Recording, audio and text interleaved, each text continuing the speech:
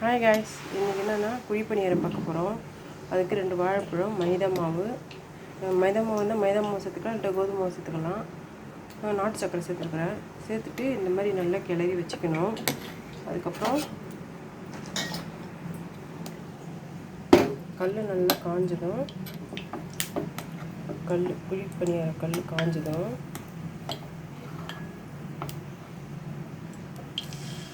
ஒரு ஸ்பூனாக ஊற்றிக்கணும்.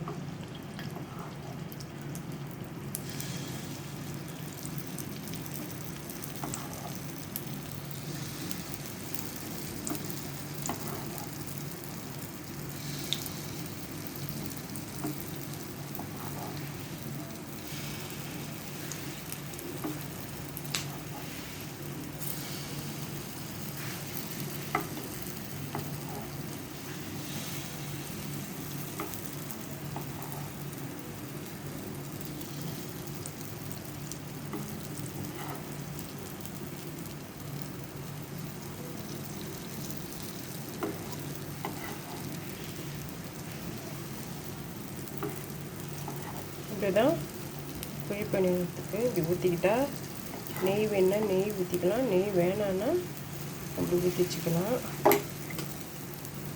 இதை பாருங்கள், நல்லா வெந்ததுன்னா சூப்பராக இருக்கும். கொஞ்சம் வேகட்டும், காட்டுறோம் உனக்கு. இப்போ பார்த்தீங்கன்னா அப்படியே திருப்பிக்கலாம்.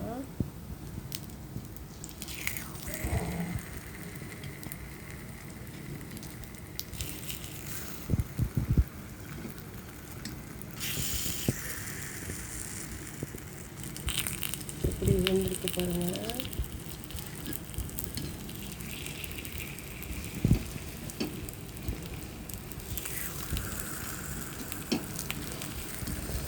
இதில் வேணுன்னா 2 செட்டு நெய் ஊற்றிக்கலாம்.